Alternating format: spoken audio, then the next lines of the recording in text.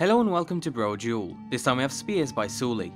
This is a mod that adds spears and javelins to Skyrim. We've seen some similar mods in the past, particularly with spears. But what sets this mod apart from the rest is that these weapons come with their own unique animations. First and foremost, to get the new weapons in the game you have a few choices.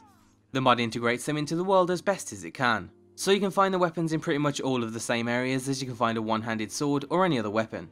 NPCs will use them, they can be found in loot, and you can craft them at any forge as long as you have the necessary perks. Both the spears and javelins also come with variants for each base material, all the way from iron to daedric, so they do really fit in well. The spears are one-handed weapons, but instead of just sharing all of the one-handed animations, they'll come with new fitting ones for certain actions. As you can see, wielding a spear comes with a unique stance. But on top of that, power attacks in all directions come with new thrusting animations.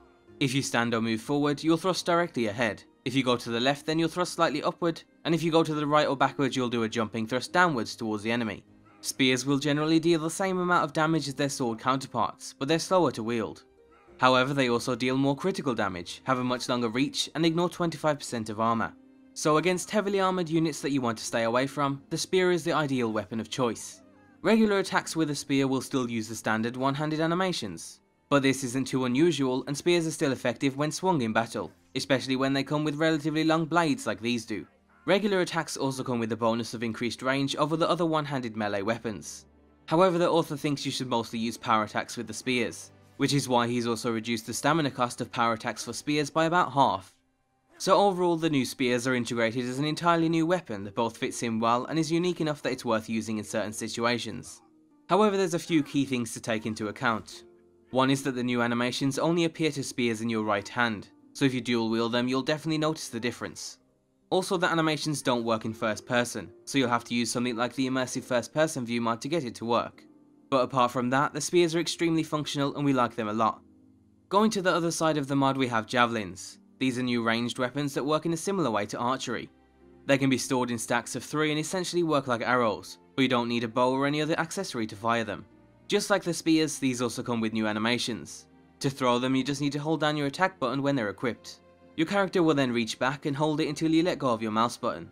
Javelins will also behave like arrows when in the air, and will stick inside objects like bodies or trees. They can also be collected at a better rate than arrows too. On top of that, they deal 2 times more damage than arrows of the same type, as well as staggering the enemy and ignoring 25% of armor. So again, they work as a nice alternative for heavily armored targets. The downside, however, is that they're 3 times more expensive to make, and each javelin has a weight of 3 units.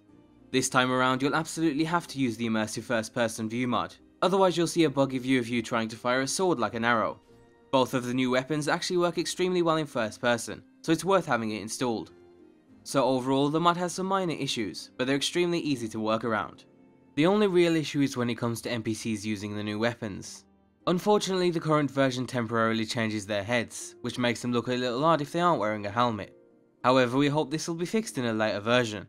The installation is also a little tricky, but if you're looking for a couple of new weapon types, then the end result is definitely worth it. This is the best spear and javelin mod we've tried for Skyrim so far, and not just because of the new animations. The fact that NPCs actually use them is a big plus in our opinion, and it helps a lot with variety in battle.